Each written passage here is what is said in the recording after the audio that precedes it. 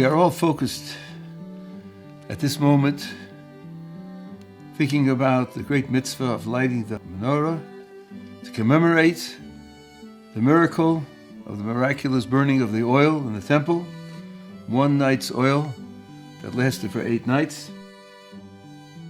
The Maharal of Prague points out an astonishing fact.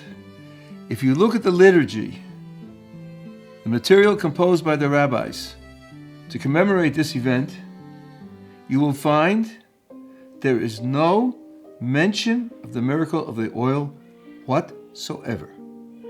The Alanissim that we say in the prayers and in the benching after meals talks about the great miracles and great salvations that when the Greeks oppressed us and tried to destroy our obedience to the Torah, the memory of the Torah, and God fought our battles and engaged in our struggles, and we were able to overcome the enemies, the wicked, the brazen, and the temple was rebuilt, and lights were lit, whether it was a menorah or not, in the temple, but it mentions nothing about a miracle. So you may say, well, that's what we put into the prayers and into the benching after meals. Perhaps there's a reason to leave it out, but surely the little paragraph that's written just before you light the menorah, surely in Alanissim, there'll be a mention of the miracle of the oil, since that's why you're lighting the menorah. But when you read Alanissim, all it says is, these lights that we are kindling for the miracles and wonders and salvations and wars that you fought for our ancestors at this time via our holy priests, and all 8 days of Chanuka, these lights are holy and we can't make any use of them.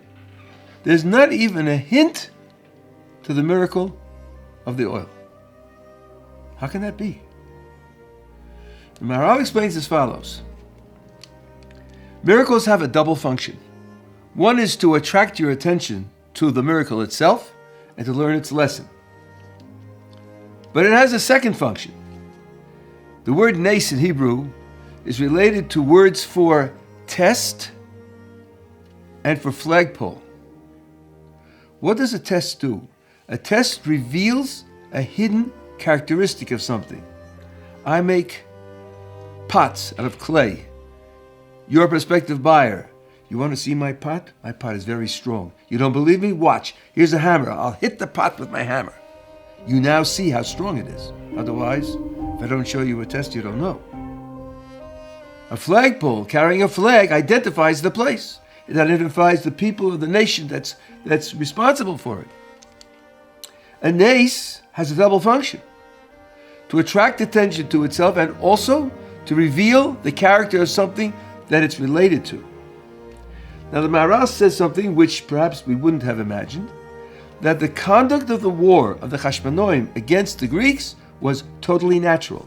Had we been there, we would have seen no open miracles at all. No stones falling down out of heaven on the enemy soldiers, and no cracks in the earth to swallow them up, and no sudden rivers in the summertime to drown them. It was a totally natural war. You'll ask, if so, how could the weak overcome the strong, and how could the few overcome the many? Look at the world that is as it's today. Think about the various wars in the past few hundred years, and you'll see many such cases, including the American Revolutionary War, and the loss of the Americans in Vietnam, and so forth and so on. When people are fighting from their homes against mercenaries from afar, even today's contemporary war, you could see that they could do much more than you would have expected. So there is the possibility of making the mistake that the oil burned and that was the miracle, but as far as the war was concerned, it was completely natural. Says the Maharal, the point of the miracle of the oil is to cause you to think more about the war, to understand that the war was God, divine providence, but in a way that isn't obvious, isn't advertised, isn't outstanding. And you have to learn to penetrate the veneer of nature, where everything looks normal and natural and mechanical and indifferent and unguided, to understand that beneath that veneer, there's divine providence guiding it.